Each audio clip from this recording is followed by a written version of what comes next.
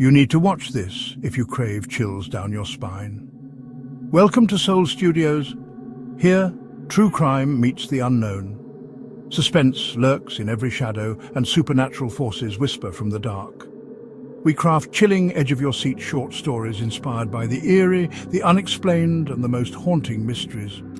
3 new stories drop every week, each one darker than the last.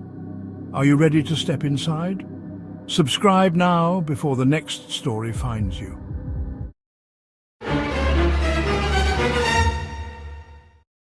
Jake, I think something's in here with us.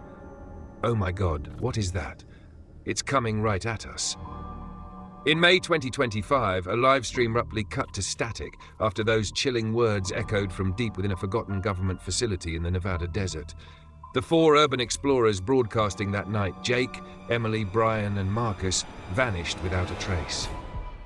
What began as a fun adventure for their online audience turned into a true nightmare that defies explanation. This is the story of what allegedly happened inside the abandoned complex known only as Section E, pieced together from recovered footage, distressed 911 calls, and leaked government documents. It stands as one of the most terrifying unexplained events of the decade. A tale so bizarre and haunting that many still refuse to believe it's real. To understand how things went so horribly wrong, we first need to know who these explorers were and why they decided to break into Section E. The group of 4 friends, bonded by a love of urban exploration and the adrenaline of delving into off-limits places, had no idea of the horror awaiting them beneath the desert floor. Jake Thompson, 29, the de facto leader of the group and the man behind the camera. A former paramedic turned YouTube urban explorer, Jake was always chasing the next big adventure. After losing his EMT job in 2020, he started a channel documenting creepy abandoned sites. He had a level head in crises, but he was hungry to find something truly extraordinary to boost his channel's following. Section E was to be his ultimate find. Emily Carter, 27. A skeptical but curious mind and the heart of the group. Emily's late father once worked as a contractor at a Nevada test site and died under mysterious circumstances in 2002. She discovered references to Section E in his old journal, sparking her obsession. While she didn't fully believe in the paranormal, she felt compelled to uncover the truth behind the secret facility that might be tied to her father's fate. Brian Sullivan, 30. Jake's childhood friend and the group's resident jokester. Brian used humor to mask his nerves, cracking jokes even as they crept through darkness. He was an auto mechanic by day, which came in handy for getting into locked places. Brian was the one who kept everyone's spirits up with wisecracks like, "If we see any ghosts, I'll just ask for their autograph." But beneath the laughter, his hands often trembled at the slightest sound. Marcus Alvarez, 45. A Gulf War veteran and amateur historian. Marcus was considerably older than the rest and joined the team 6 months prior after meeting Jake at a military memorabilia swap. He brought a wealth of knowledge on government history and a personal interest in Cold War conspiracies. Rumors of occult experiments during that era fascinated and horrified him. He knew of real Cold War programs like Project MK often that aimed to harness the forces of darkness, but he always approached them with a skeptic's eye. Marcus had tracked down coordinates for Section E through countless FOIA requests and tip-offs from ex-military contacts.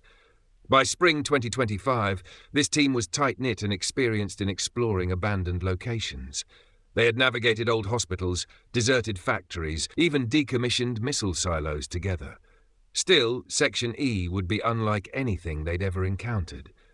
According to Marcus's research, Section E wasn't on any official map. It was rumored to be a Cold War-era testing site for top-secret experiments. The scant information they gathered suggested the facility had been abruptly shuttered in the late 1960s after some undisclosed incident. Emily, determined to find closure about her father's involvement, convinced the others that they had to explore Section E. Jake eagerly agreed. This could be the viral sensation he'd been looking for. Brian was hesitant, joking, "You sure your dad didn't ghostwrite the Blair Witch Project?" But ultimately went along, and Marcus was already packing gear before the decision was even made. What none of them realized was that Section E was not just another empty building. Decades-old secrets were waiting in the dark, and some doorways, once open, can never be closed again. On the night of May 7th, 2025, the four met under a moonless sky on a desolate Nevada backroad. The air was dry and still, the vast desert around them illuminated only by starlight and their flashlights. They parked their two dusty SUVs behind a dune, half a mile from the coordinates Marcus provided. In the distance, barely visible, was a chain-link fence topped with barbed wire and a rusted sign that read, U.S. government property, no trespassing, in faded letters. Behind that fence loomed a cluster of squat concrete structures, mostly obscured by darkness. Dressed in black and laden with gear, the team did a final equipment check. Jake secured his GoPro and handheld camcorder, both set to stream live to his channel. Emily had a satchel with first aid supplies, extra batteries, and her father's yellowed journal pages referencing Section E. Brian sported a heavy-duty backpack with tools, crowbar, bolt cutters, rope, and he tapped it proudly, whispering, "Never met a door I couldn't charm open." Marcus carried a military surplus night vision camcorder and a Geiger counter, just in case. Section E was near old nuclear test grounds. He also had a printed satellite map marked with what he believed to be the facility's layout. They approached the perimeter quietly, crouching low to avoid any distant, watchful eyes. Though Section E had been abandoned for decades, they weren't taking chances. Some sites in Nevada are still patrolled. At a section of fence partially collapsed by sand and wind, Brian snipped a few remaining links and peeled back an opening for them to slip through one by one. Once inside the grounds, they kept their footsteps light. The surface complex of Section E looked like a small ghost town. A couple of blocky concrete buildings, one larger warehouse-like hangar, and a dilapidated guard post. Sand had piled in drifts against the walls. A long-abandoned security jeep sat on flat tires near the gate, bullet holes in the windshield, an ominous detail that Brian muttered must have been teenagers with nothing better to do, right? At the center was the main entrance, a reinforced steel double door built into a bunker-like concrete face, labeled Section E, authorized personnel only. The door was ajar, its padlock hanging broken. Oddly, the damage looked old. Whoever broke in did so long ago. Emily's flashlight caught a faded stencil on the wall. Evacuate upon siren. She exchanged a puzzled look with Marcus. Evacuate for what? They slipped inside the main building. Jake's live-stream camera illuminated a lobby coated in dust. Old government pamphlets and papers littered the floor. A toppled portrait of President Lyndon B. Johnson lay in one corner amid smashed glass, suggesting the facility was active in the 1960s. The air was stale and cool. Every step kicked up little clouds of powdery dust, swirling in their flashlight beams. "Smells like Grandma's basement," Brian quipped softly, wrinkling his nose. The others managed small, nervous smiles. In these early moments, their nerves were tingling but under control. They had done similar entries dozens of times. Moving carefully, they fanned out through the adjacent corridors. The complex was larger than expected. Room after room of offices and labs branched off the main hall. They found an empty barracks with metal cots and footlockers covered in mouse droppings. A small cafeteria with chairs still scattered as if everyone left in a hurry mid-meal. Marcus noted how there were no personal items left behind. No coats on hooks, no family photos on desks. It looked sterilized as if cleaned out intentionally. That itself was strange. Most abandoned places still have odds and ends. Emily's heart pounded as she rifled through a file cabinet in an office, mostly just blank forms and water-damaged memos about mundane logistics. She was hoping for something about her father or the work here. Nothing yet. Meanwhile, Jake narrated in a hushed voice for the livestream, describing the retro 60s equipment they found, rotary phones, typewriters, even an early IBM computer terminal the size of a refrigerator. His viewers were hovering around 2,000 live, a big turnout due to the mysterious teaser he had posted about breaking into a secret government vault. But so far, nothing paranormal, just intriguing Cold War relics. That changed when Brian discovered a heavy blast door at the end of a hallway, marked with peeling red paint. Sublevel E, restricted. It was sealed shut with a thick sliding bolt and an antiquated electrical lock. This door looked far newer and sturdier than anything else in the building, as if it had been reinforced right before the place was abandoned. "Jackpot," Jake whispered, zooming his camcorder in on the door. His audience flooded the chat with comments. "Open it. This is creepy. Careful, guys." Marcus's Geiger counter ticked softly, just normal background radiation. He switched to the EMF meter function on a hunch. The needle fluttered a bit near the sub-level door, possibly picking up residual electrical currents or something else. Emily felt a chill as she ran her hand over the metal surface. Someone had scratched into the door, "Don't let it out," then seemingly tried to buff it away. Only the faint outline remained. She swallowed hard. Whatever it was, the warning was decades old, but perhaps still relevant. Brian took out his toolkit to tackle the rusty lock. "Give me 2 minutes," he said, trying to lighten the mood. "Old Uncle Sam's security ain't going to hold up against my charm." He produced a portable angle grinder from his pack, one of his more expensive toys, battery-operated and fairly quiet. As he worked on the bolt, sparks flying, Jake aimed the camera at the action and Emily and Marcus stood guard, flashlight beams crisscrossing the darkness behind them. In the silence, Emily realized she could hear Brian's breathing quicken. He always joked when nervous. She offered him a thin smile. "Almost there?" Brian nodded, sweat on his brow despite the cool air. "Almost. Got it." Clunk. The sliding bolt dropped to the floor. The electrical lock was long dead, with no power, so Marcus pulled on the handle. With a groan of rusted hinges, the heavy door opened, releasing a draft of air from below that made them all recoil. The smell was strange, stale like the rest of the place, but with an undercurrent of something foul, like burnt hair and rot. Brian covered his nose. "Ah, what died down there?" Jake narrating to the stream, "The door to what looks like a lower level is open. There's a really awful smell. We're going to investigate." His voice was excited, but the camera image trembled slightly in his hand. One by one, they began down the stairs beyond the door, not yet realizing that they were descending into the heart of Section E's darkest secret. The concrete stairs led them down approximately 2 stories. At the bottom, their flashlights revealed a steel corridor extending forward.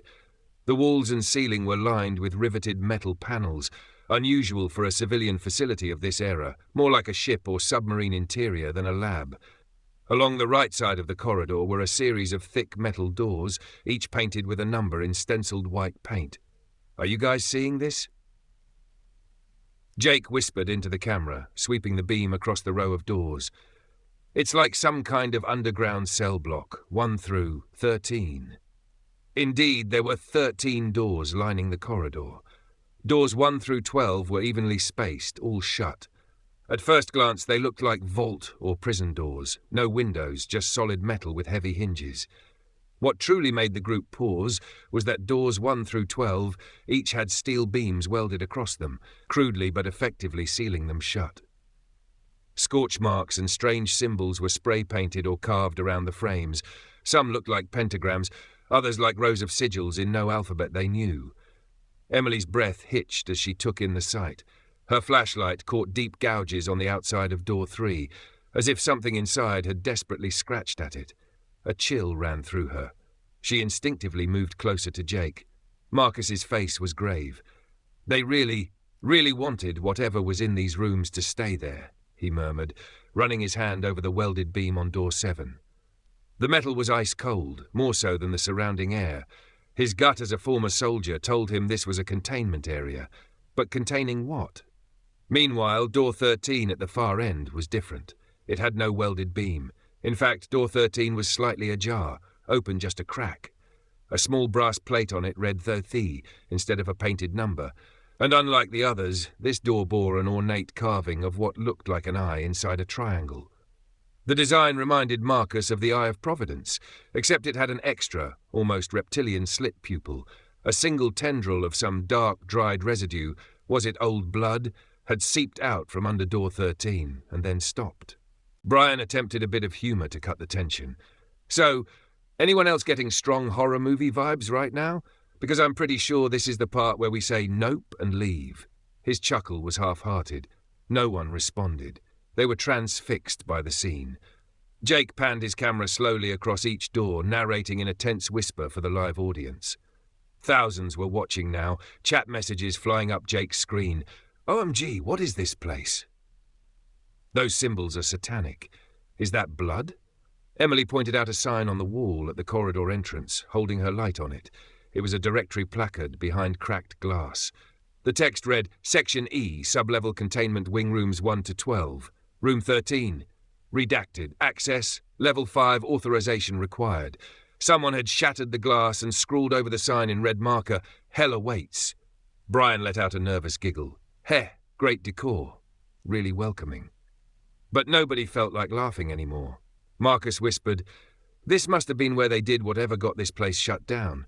Containment? Could it be radiation experiments? Bioweapons? Emily's voice was hushed, shaky. My father's notes mentioned something about failed tests and doors being sealed. I thought he meant figuratively. She trailed off, heart pounding. In her father's journal, one entry from 2002 said cryptically, Section E, pray it remains buried. My mistakes, our mistakes, were sealed away behind 12 doors. The 13th must stay shut. Emily had assumed it was guilt or metaphor, the ravings of a troubled mind. Now those words took on a horrifying, literal sense. She hadn't shared that particular journal entry with the others yet. Guilt pricked her. If she had, would they have reconsidered coming? It was too late now. Jake stepped forward toward door 13, curiosity overcoming fear. We have to see what's in there, he said under his breath. He was the most seasoned in the group at urban exploration, but even he felt dread coiling in his stomach. Still, this was the big discovery. He couldn't turn back and leave his viewers hanging after showing them this. And a part of him, a mix of skepticism and daring, needed to know. He gently pushed door 13 open a few more inches. It swung eerily silently, revealing pure darkness beyond. The flashlight beams just barely penetrated, falling on what seemed to be a continuation of the corridor or a large chamber behind the door. The air wafting out was cooler and carried that same rotten sweet smell they encountered on the stairs, only stronger. Suddenly their radios crackled. A burst of static made everyone jump. Brian nearly dropped his flashlight. Through the static came a faint voice, just a word or two.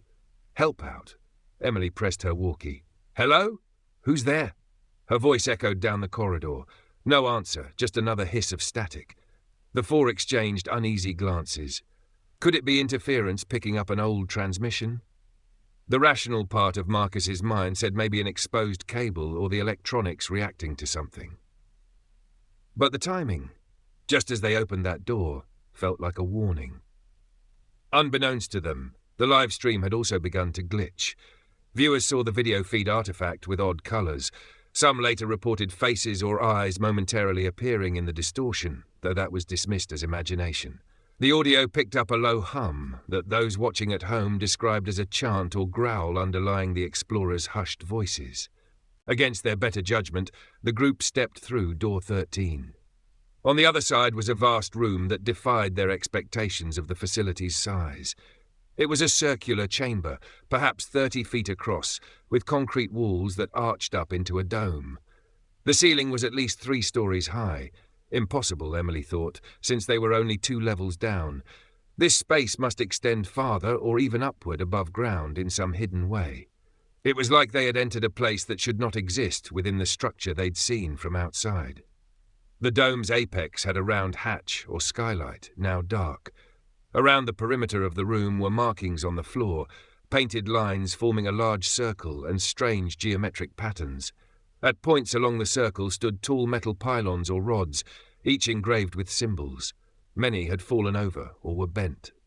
In the centre of the circle was a raised platform or altar-like slab with restraints, leather straps and buckles stained a stiff brownish black. It looked uncomfortably like a sacrificial table. Brian murmured, "What the hell went on here?" No one had an answer. Their footsteps echoed, and the acoustics of the dome made their breath sound amplified and disembodied. Jake moved the camera over the floor. The feed caught the intricate pattern, a mix of occult sigils and scientific markings, pentagrams interwoven with circuitry-like lines. Marcus recognized something. They resembled designs he'd seen in declassified CIA files about psychotronic warfare and remote viewing experiments. Emily recognized one symbol from her father's journal sketches, a double cross inside a circle. His notes called it a protective seal. Stacked against a wall were metal barrels and a toppled control console with dials and an empty CRT monitor hanging sideways. Whatever equipment once powered this room was mostly gone or destroyed. The group fanned out cautiously, staying within each other's sight. Emily's flashlight found a clipboard on the ground near the slab. Most pages were missing or decayed, but a few sheets remained, covered in dense typewriting and handwritten notes. Classified was stamped at the top along with Section E, Experiment Log. Her hands shook as she read the last filled entry aloud to the others. Classified. Section Sublevel Containment. Date 11/07/1968. Experiment 13 Outcome Failure. Summary. Subject non-corporeal entity breached containment at 0313. All 12 secondary seals compromised. Casualties 4 staff. Confirmed fatalities 7 staff missing. Entity recaptured in primary chamber after redacted ritual. Severe reality distortion observed. Recommendation: cease Project E indefinitely. Seal all access points. Do not attempt further contact. Handwritten scrawl: this is a doorway to hell. Shut it and bury it. They stared at the words in stunned silence. Marcus had to shine his light on his watch to confirm the date. Experiment 13, 1968, roughly when the place was abandoned. Emily's mind raced. 4 dead, 7 missing. Did one of those missing include her father's colleagues? He was a young technician at the time, perhaps spared since he lived until 2002, but clearly he knew of this disaster. Brian broke the silence. Non-corporeal entity? Reality distortion? This has to be a joke, right? Like some elaborate prank setup. His laugh was thin, lacking any real humor. No one answered him. For Jake, the pieces were clicking together in the most horrifying way.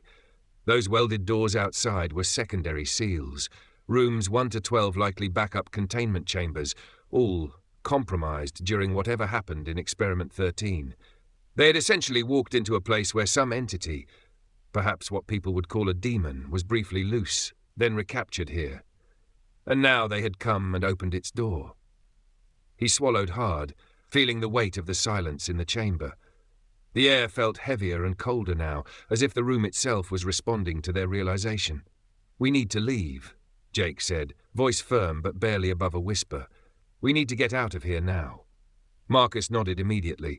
A man of logic, he had seen enough in war to trust gut feelings, and every instinct screamed at him to go. Emily stood frozen, torn between fear and her need for answers. This was proof of what her father had hinted at, but it was too overwhelming. Brian was already backing toward the door, not wanting to be the last character in a horror movie scenario. As they turned to retreat, a deep thrumming noise reverberated through the chamber. The floor vibrated. The tall metal pylons that remained standing began to hum. One of Jake's cameras, left on the ground to film, crackled and then popped, its lens shattering. The lights on their gear flickered, as if an electromagnetic surge was coursing through the air. Suddenly, the heavy steel door 13 slammed shut on its own, with a force that sent an echoing boom around the dome. Emily yelped. Brian lunged at the door, grabbing the handle and yanking. It wouldn't budge. Something was holding it closed, either an automated mechanism or something else. Jake rushed to help, but Marcus shouted, "Jake! Behind you!" Jake spun around, flashlight arcing through the darkness. In the corner of the room, a shadow moved. No, it flowed. For an instant, he thought it was just their light playing tricks. Then all 4 of them saw it, a shape unfolding itself from the darkness near the fallen console. It was blacker than black, an upright mass at least 8 feet tall, vaguely humanoid but with contours that shifted like smoke. 2 pinpoints of dull red light glowed where eyes might be. Emily felt an icicle of terror stab through her. She had never known true, primal fear until that moment when those red points fixed on them. The ambient hum grew louder, now a mix of low chanting tones that resonated in their bones. None of them could tell if the sound was real or just inside their minds. Brian, voice cracking, shouted at the thing, "We're sorry! We'll leave!" It was all he could think to do. He raised his flashlight as if it were a weapon, hands quivering. The shadow entity responded with a screeching metallic sound, like a distortion in the air itself, nails on a chalkboard amplified through a blown speaker. In a blink, it rushed forward, not quite gliding, not quite walking. A long limb or tendril of darkness lashed out. "Run!" Marcus bellowed, stepping in front of Emily instinctively. He flung a tripod at the entity, a futile gesture. The metal tripod passed into the dark form and instantly corroded, crumbling to dust as if aged 1,000 years in a second. Chaos exploded in the chamber. The explorers scattered toward the edges of the room, away from the central path of the entity. Jake dragged Emily with him behind one of the toppled pylons. Marcus and Brian dodged in opposite directions. The entity let out another ear-splitting shriek. The sound seemed to come from everywhere and nowhere. Jake's vision blurred. For a moment he felt like the room stretched infinitely, and the floor dropped away beneath him. That must be the reality distortion the log mentioned. His mind struggled to stay anchored. From across the room, he heard Brian sobbing incoherently, muttering prayers or curses. Marcus was yelling something, maybe trying to draw the thing's attention. Emily clutched Jake's arm with white knuckles, tears in her eyes, mouthing, "It's real. It's real." In a brief lull of silence, Marcus's voice came through strong. "Use the salt." Salt. Jake remembered. They had brought some basic paranormal kit items, almost as a joke. A pouch of rock salt, a couple of iron railroad spikes, old folklore defences. Marcus must have pocketed some salt packets from his bag. Jake fumbled at his own belt pouch and indeed found a small ziplock of coarse salt. Brian had labelled it ghost seasoning in Sharpie as a gag. With trembling hands, Jake tore it open and flung a handful in the direction of the entity, which was now closest to Brian. Brian had backed up against the curved wall, nowhere to go. The dark figure towered over him, tendril-like arms splayed. In the flashlight beam, for just a moment, the entity's form became more defined. Its surface looked oily and covered in something like scales or spines. Its face was an amorphous suggestion of a human skull. The thrown salt scattered in the air and some grains struck the entity. Where they landed, small bursts of ember-like light flared and the creature recoiled with what sounded like a hiss. Marcus, seizing the moment, grabbed Brian by the collar and yanked him sideways just as a claw-like appendage smashed into the wall where Brian had been. The concrete wall cracked, dust raining down. "It hates the salt! Do it again!" Marcus shouted. Emily had already dug into Jake's pouch for the rest. They both grabbed handfuls and spread out from behind the pylon, circling to draw the thing's focus.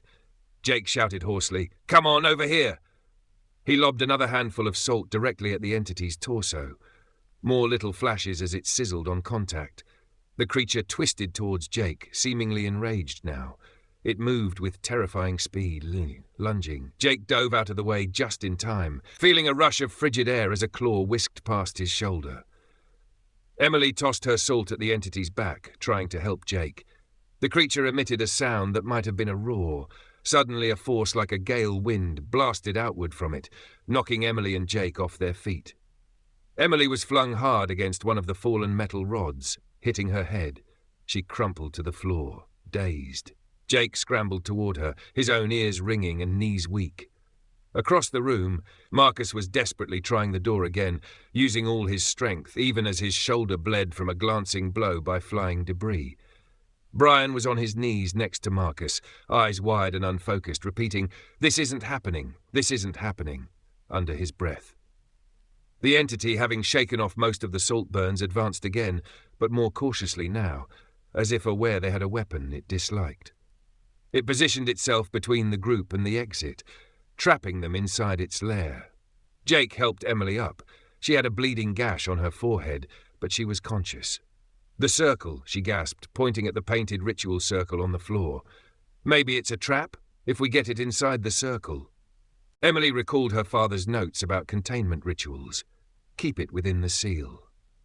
Perhaps the painted circle, with those pylons, was designed to contain or weaken the entity.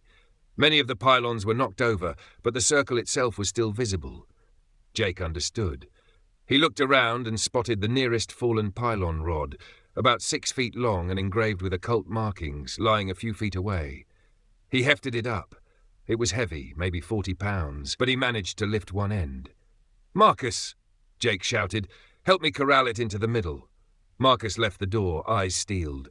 If this was their only shot, he would take it. He grabbed another fallen pylon rod on his side of the room. Brian stayed by the door with Emily, who was still woozy on her feet, But Brian now gripped a heavy camera tripod like a baseball bat, determined to protect her. The entity lunged toward Marcus now, sensing him moving with purpose. Marcus swung his rod in a wide arc, not to strike, but to herd it back. Jake did the same from the opposite side. They advanced cautiously, jabbing and swinging. The creature swiped at the rods, and each time it made contact, the engraved symbols glowed faintly and it recoiled as if stung. Those rods had been part of its prison, and now they were being used like cattle prods. Slowly, step by step, they forced the entity toward the center of the chamber, toward the slab. The thing writhed, realizing the trap. Its form flickered, trying to dart past them, but Jake and Marcus held the line, risking everything. The monster feinted toward Jake. Marcus thrust his rod to block, scoring a direct hit through the entity's midsection. The rod plunged in like spearing dense smoke, and Marcus felt an intense cold numb his arms. But it worked. The entity recoiled fully into the middle of the painted circle, hovering just above the altar slab now. "Now what?" Marcus yelled, hoping Emily had an idea. Emily racked her brain. The log mentioned a ritual, and her father's scribbles echoed in her mind. Close the gate. Possibly a phrase or action was needed to seal it. She vaguely recalled a Latin incantation scrawled in his journal margins. Claudere portum, close the gate. She wasn't sure if it would help, but it was all she had. Stepping forward to the edge of the circle, Emily mustered all her courage and shouted at the entity, "Claudere portam!" Her voice rang out, surprisingly strong. The entity shrieked and lashed out in her direction. But as its clawed appendage reached the perimeter of the circle, it hit an invisible barrier, the remnants of the ritual seal still in place. The creature recoiled, howling. The phrase alone didn't seem to finish the job. Perhaps more of the ritual was needed. Marcus and Jake held their breath, still gripping the rods to keep the demon at bay within the circle. The chamber lights, those that still functioned, began flickering wildly, casting everything in frantic strobing light. At that moment, a new sound filled the air, a siren, faint at first, then rising to a wail. The old facility's klaxon, dormant for decades, had somehow been triggered. It whooped and echoed, deafening in the closed space. It was the same siren that likely sounded on that fateful night in 1968. Above the siren, a distorted intercom voice crackled to life, repeating, "Containment breach, Protocol Epsilon, evacuate immediately." The words looped in an eerie, warbling tone. It was as if the ghosts of the past were reenacting the final moments of Section E. The siren galvanized Brian into action. Clarity cut through his panic. If evacuation was ordered, maybe there was an emergency exit. He recalled the satellite map Marcus had shown him earlier. There was a secondary egress marked faintly on the sub-level. Possibly an escape tunnel or maintenance shaft to the surface. He shouted over the din, "There might be another way out, a hatch or tunnel on the far side of the chamber." Marcus understood and nodded toward a dark alcove on the opposite side of the dome. "Go check it," he hollered. Brian took off running along the wall, skirting the battle in the center, heading for that alcove. Jake and Marcus continued their grim choreography with the demon, rods raised, hearts pounding. But they were tiring, and the entity seemed to sense it. Each swing of the heavy rods was slower than the last. Emily realized their impromptu containment might not hold much longer. They had to get out. She hurried along the wall after Brian, toward the possible exit. The siren's relentless scream made it hard to think, but it covered the sound of her footsteps as she went. The thing's form pulsated, red eyes narrowing. Maybe it recognized Emily as the one who had spoken the ritual command. It suddenly lunged in her direction, slamming against the invisible boundary at the circle's edge, straining to break through. Cracks of light appeared in the air like the fracture of glass as the decades-old protective seal began to fail. The entity roared, a cacophony mixing with the siren, and with one powerful thrust it burst through the weakening barrier. Just as Emily and Brian reached a recessed metal hatch in the wall, the two had found what looked like a small escape door with a wheel lock. Brian was already spinning the wheel with all his might. At the chamber's edge, Brian found the hatch indeed. It was a stout, circular submarine-style door, rusted but intact. He gripped the wheel and turned with adrenaline-fueled strength. The seal broke. The hatch popped open. revealing a narrow tunnel and a ladder leading upward. A waft of cool night air rushed in. "I found it! Over here!" he shouted, shining his light up the shaft where faint stars could be seen. Jake risked a glance over his shoulder. Relief and fear mingled. Relief that an exit was found. Fear for how they'd reach it with the demon loose. Marcus made a split-second decision. "Go," he yelled to Jake, eyes intense. "Get her and Brian out. I'll hold it off." Jake started to protest. He couldn't leave Marcus, but Marcus shoved him toward Emily, who was climbing into the tunnel. "Go," Marcus barked. It was the voice of a man used to giving orders under fire. Jake dashed to Emily's side, where she stood at the base of the ladder, hesitant to leave Marcus. He practically lifted her onto the first rung. "Climb," he urged. Emily, sobbing, finally obeyed, ascending the ladder rung by rung. Brian was already above her, moving fast. Marcus turned back to the entity, which was now charging toward the open hatch and the escaping friends. With a primal yell, Marcus ran straight at the creature, swinging the engraved rod with every ounce of strength left in his body. He struck the demon's flank hard. The creature shrieked and rounded on him, swiping with a shadowy limb. Marcus dodged one blow and struck again, driving it back a few steps from the hatch. Emily was halfway up. Brian had pushed open a metal grate at the top and climbed out to freedom. He could see the pre-dawn sky and started reaching back down for Emily. Below, Jake was on the ladder now, just beneath Emily, one hand on a rung, the other still holding his camera against his chest by the strap.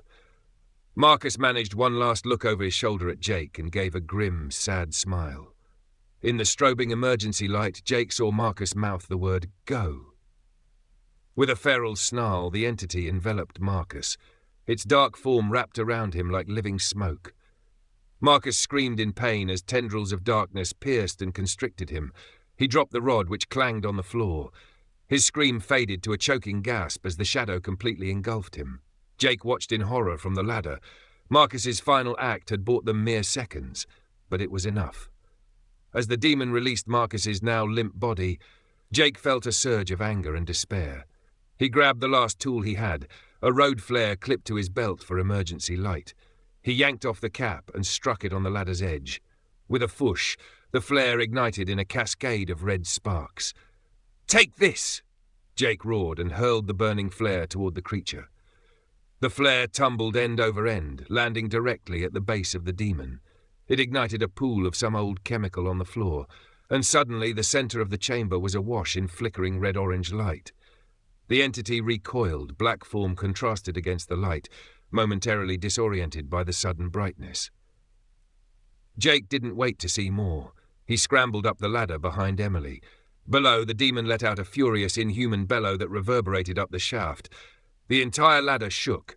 Perhaps it had slammed into the base of the metal stairs, or the facility itself was convulsing from the entity's power. Emily reached the top, and Brian grabbed her under the arms, pulling her out onto the desert surface. Jake was only a few rungs behind. As he neared the top, he felt a tug at his ankle. He looked down. One of the entity's shadowy tendrils had snaked up the shaft and wrapped around his boot, burning cold even through the leather. Jake kicked frantically.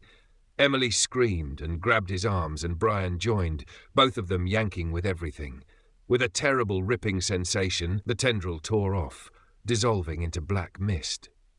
The force sent the three of them tumbling backwards onto the sand as the heavy hatch door fell shut with a clang. They had made it out. Brian and Jake pounced on the circular hatch and spun the wheel until it locked.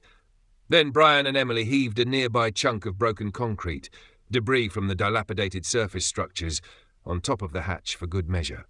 The night was eerily silent now, except for their ragged breathing and, faintly through the ground, the muffled wail of the siren below. After a minute, even that fell quiet. The desert stars twinkled innocently overhead as if nothing had happened. 3 survivors, Jake, Emily and Brian, collapsed on the cold sand, gulping air, eyes wide with shock and grief. Marcus was gone. Section E's evil was. They hopped back in its subterranean prison, at least for now. Jake's livestream equipment was mostly lost in the chamber, except for the GoPro still strapped to his chest. Incredibly, it was intact and still recording. He unclipped it and set it aside with trembling hands. None of them spoke. Emily broke down in sobs, and Jake put an arm around her, staring numbly at the horizon where dawn's first light was glowing.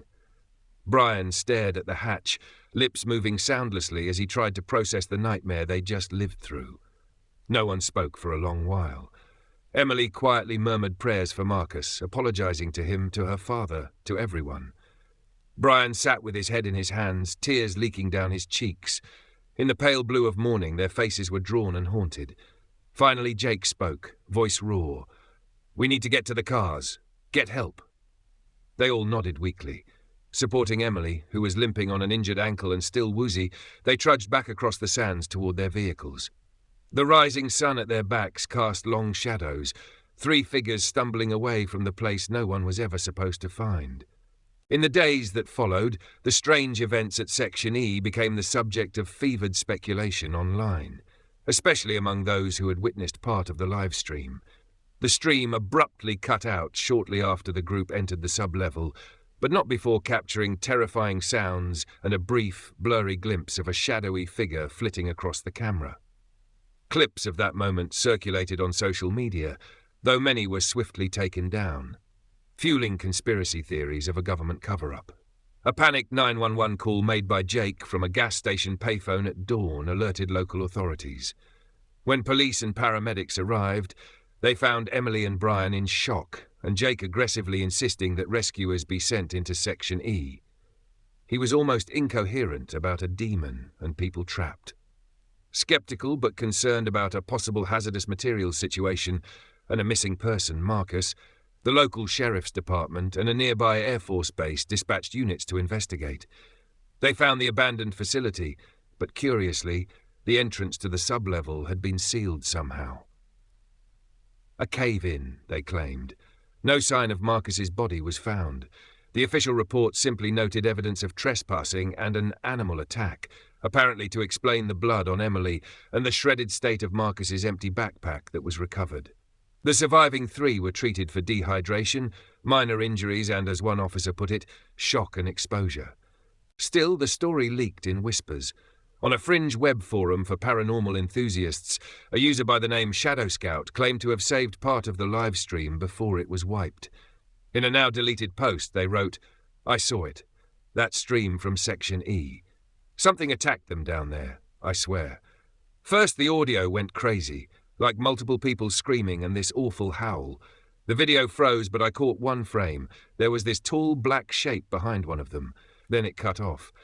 Now I can't find the video anywhere, and some men in suits came to talk to my roommate who also watched. What the hell was that thing?" The surviving 3 friends, traumatized and grieving, made a pact to keep the details secret. Who would believe them anyway? And they feared government repercussions. Emily and Brian both suffered night terrors and sought therapy. Neither of them ever went exploring again. Brian refused to discuss Section E with anyone, even angrily dismissing it as nonsense if pressed, though his eyes betrayed deep fear. Jake, however, felt a lingering need to make sense of it. He quietly compiled whatever evidence he could without drawing attention, saving forum threads, writing down everything he remembered from the experiment log and the ordeal. One piece of evidence he had was the GoPro footage from his chest camera. Much of it was corrupted by interference, but a few segments were clear, especially the audio. Late at night, weeks after, Jake dared to review it. In one haunting segment, as the 3 survivors lay on the ground after escape, the GoPro's audio picked up something beneath their panting breaths, a faint whisper that none of them heard at the time. It was a deep, guttural voice that softly uttered 2 words, "Jake, come." Jake's blood ran cold hearing it. It was as if the entity was calling his name from below. He played it for Emily and Brian exactly once. Brian flat out refused to ever listen again, saying he wanted to try to forget whatever it was, forever. Emily, pale as a sheet, pointed out another chilling detail. In the video frame, as dawn broke, there was a patch of darkness behind Jake that did not shift with the rest of the shadows, almost like a vaguely humanoid outline standing a few yards away, watching them. It faded as the sunlight grew. Despite all this, with time they tried to move on. Emily moved back to the East Coast to be near her mother, hoping distance would help her forget. Brian got married the next year and focused on the normalcy of his new life, never touching horror movies or ghost stories again. Jake stopped uploading to his channel and went mostly quiet. However, he did discreetly share some of the story, minus the supernatural elements, with Marcus's widow and son, saying only that Marcus died a hero, saving them from a disaster in the bunker. It was small comfort, but it gave them some closure. Months passed. By October 2025, Jake's close friends noticed he wasn't himself. He was withdrawn, jumpy, plagued by insomnia. Unbeknownst to them, Jake was experiencing vivid nightmares and unsettling sleepwalking episodes. More than once he woke up in the dead of night, standing in front of a closed door in his apartment. Once it was his closet door, another time his front door, his hand outstretched, about to open it. Each time he could have sworn he heard a familiar whisper in his ear. Come. Fearing a mental breakdown, Jake admitted himself to a hospital for observation, worried he might hurt himself in his sleep. Emily flew out to Nevada to support him, even as her own nightmares had only just begun to subside. Brian, too, kept in touch, though he couldn't bring himself to visit the hospital. He was trying to put it all behind him. On October 13th, 2025, 5 months to the day after the Section E incident, something happened that would cement this story as an unforgettable, devastating tale. In the early morning hours, Jake Thompson vanished from his hospital room under impossible circumstances. The official investigation turned up only one piece of evidence: security camera footage from the hospital corridor. At 2:13 a.m., the camera shows Jake in his hospital gown, stepping out of his room with an oddly calm expression. He doesn't appear to be sleepwalking. His eyes are open and he walks steadily, but there's a blankness to his face. He moves down the hallway, out of view of the room's door camera and into the main corridor view. What's bizarre is that he doesn't acknowledge a nurse who passes by. Later, the nurse said Jake just stared right through him. Jake continues down an empty hallway that leads toward a locked supply closet. As he approaches, the camera catches something that still gives those who've seen it nightmares. The supply closet door, which should be closed and locked, is standing ajar, and there is a faint light flickering inside, even though the closet has no light of its own. Jake walks directly toward the closet. He pauses for a second at the threshold. Then, from the side angle, the camera records Emily suddenly running into frame, clearly shouting for Jake. Emily later said she had woken from a nightmare and felt something was wrong, so she went to check on Jake's room and saw him leaving. She followed, calling his name. The footage shows Emily reaching out as if to grab his arm, but she stops short, her expression turning to one of pure horror. At that instant, the supply closet door swings fully open on its own. Inside, instead of mops and buckets, there is darkness and depth. The camera's perspective can't see fully inside the closet, but both Emily and Jake later described, in the brief statements Emily gave, and Jake in a journal entry months earlier, seeing something impossible. A long concrete corridor beyond the closet threshold, lit by dim, flickering lights, and at its end, a heavy metal door with 13 stenciled on it. On the tape, a tall, shadowy figure appears in the closet doorway, right behind Jake. A long arm stretches out from it. Emily shields her face as papers on a nearby desk go flying, as if a gust of wind burst out. The hall lights flicker. Jake steps forward into the closet willingly, hand in hand with the dark figure. The door slams shut behind them so forcefully the bang is heard on cameras 2 floors down. Emily staggers backward and then lunges at the closet door, yanking it open. The camera sees only the small supply closet with its shelves of linens and supplies. No corridor, no strange light. No Jake. Security and staff rush in, moments later, to find Emily collapsed on the floor, sobbing and screaming Jake's name. It took a sedative to calm her. She kept saying, "It took him. It took him back." Jake Thompson was never found.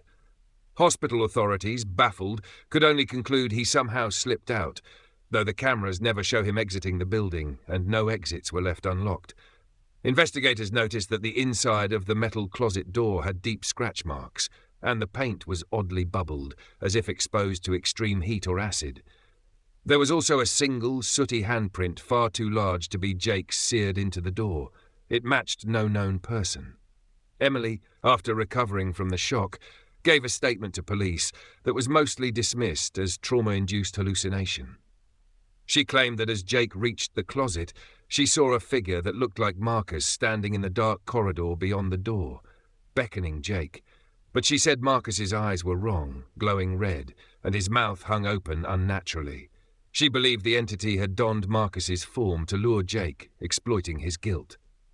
Whether that was truly what she saw, or her mind trying to rationalize the horror, no one can say. Jake's disappearance made local news, framed as an at-risk patient wandering off. But those who knew the truth understood. The 13th door had never really closed. The evil tied to Section E had latched onto Jake and eventually reclaimed him, dragging him back through a doorway that could appear anywhere. In the aftermath, Emily returned home, utterly heartbroken and guilt-ridden. Brian, upon hearing what happened, suffered a breakdown of his own and retreated from all public life. He even moved overseas for a fresh start, according to one mutual friend. The government quietly demolished what remained of Section E. By the end of 2025, all above-ground structures were bulldozed, and the entire area was buried under tons of concrete and dirt, officially to mitigate hazard at an unsafe abandoned installation. If you go there today, you'll find nothing but an unmarked patch of desert. But some locals swear that on quiet nights, a faint, distant siren can sometimes be heard keening under the earth, only to fade on the wind. As for Section E's 13th door, some say it is not bound to that old facility at all. It never was. The door is the entity.